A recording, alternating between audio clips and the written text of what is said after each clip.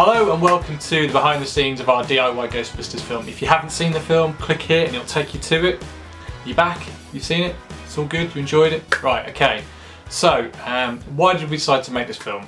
Well, a few years ago, myself and a few other friends, we made a Star Wars fan film, and we actually won an award at the San Diego Comic-Con. We also featured on a German TV show called Clipmania and also appeared in several local newspapers. We recently decided we wanted to make more of these DIY remakes, and we thought Ghostbusters would be the perfect choice for our first one, mainly because it's the 30th anniversary this year and most of the cast and crew turned 30 as well themselves this year, so we thought like it was a no-brainer. I myself am a massive fan of Ghostbusters since an early age. I had all the toys, the comics, the books, the t-shirts, I had everything.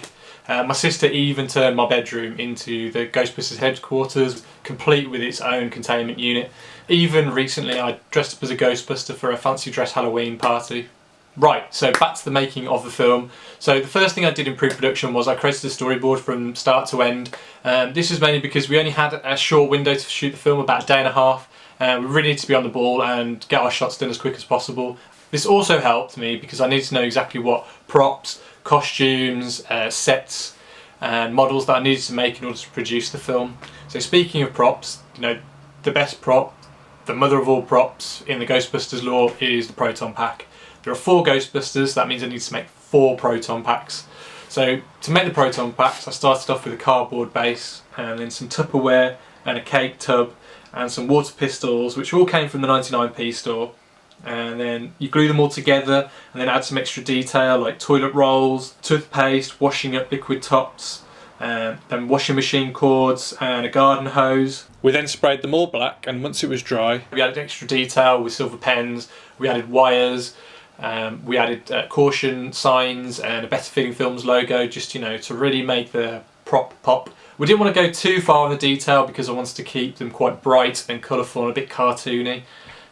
We also made raised goggles, which were the safety goggles sprayed green, with 2 bottle tops, Coke and a water bottle sprayed black and silver, which we added silver knobs to the side, and again some cautionary warning signs.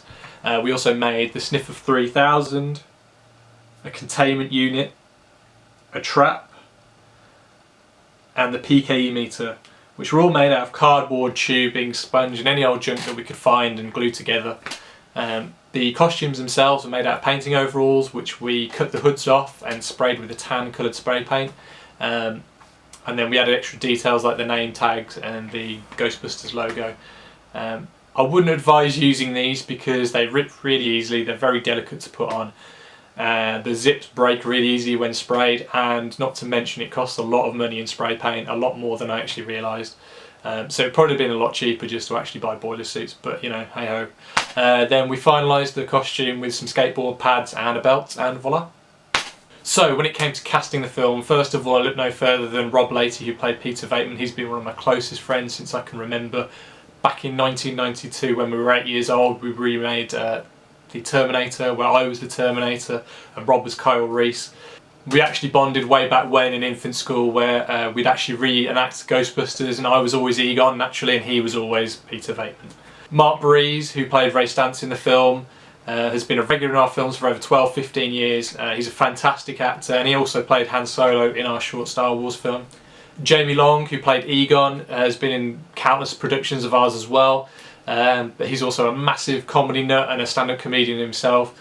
And so Ghostbusters had a big impact on his life and he jumped at the chance to take part of the film. James Rayner, who, while not in the film as much, plays all the news reporters. He actually produced all the music with Rob and shot second unit for me up in Leeds. He himself is a massive Ghostbusters fan, so much so that he produced a short film called Supernatural. If you haven't seen it, click here. It's well worth a watch. It's a massive homage to Ghostbusters.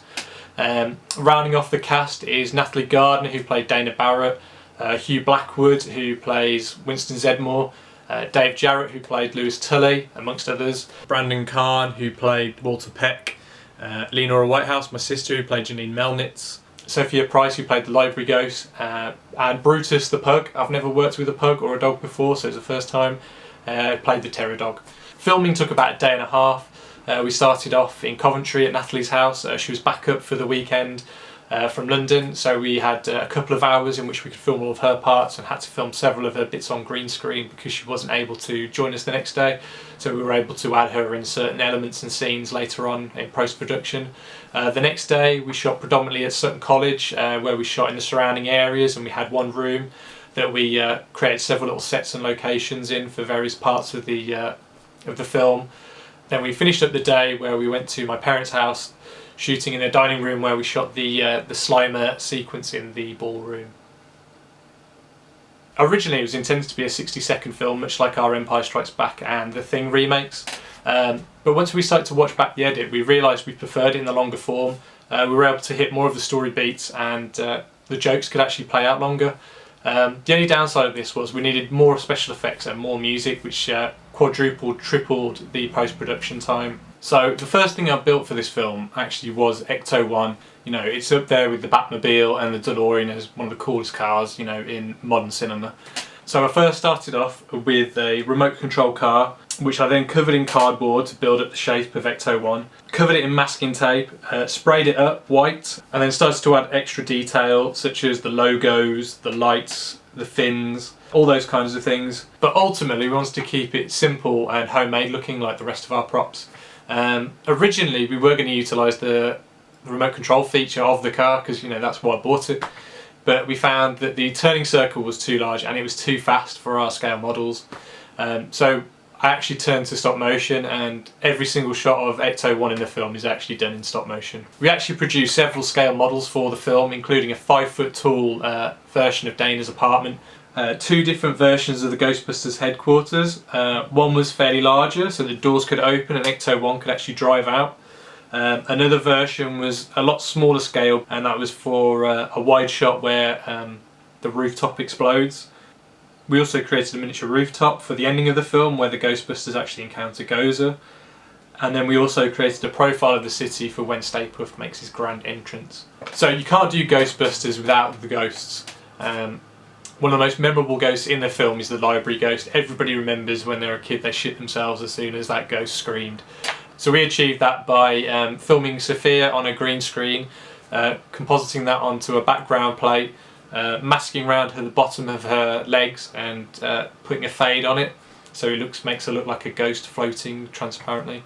And then we added some smoke underneath, some atmospheric smoke. And then when she changes, we added some baboon teeth and hollowed out her eyes. For Slime I created a stop motion puppet. First of all I started off with a metal skeleton or armature, which I then covered in Fimo. He didn't have a bottom jaw or any joints, and that was because I left that as unbaked Fimo. So when I moved it around you didn't see the metal underneath the joints.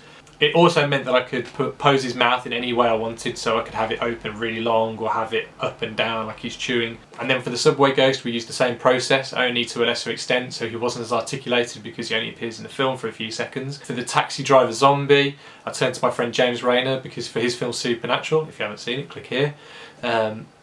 He created the zombie taxi driver from the original Ghostbusters using his dummy Joel and a zombified skull head thing. So we got him to recreate that for us. I wasn't quite sure how we were going to do Stay Puft Marshmallow Man.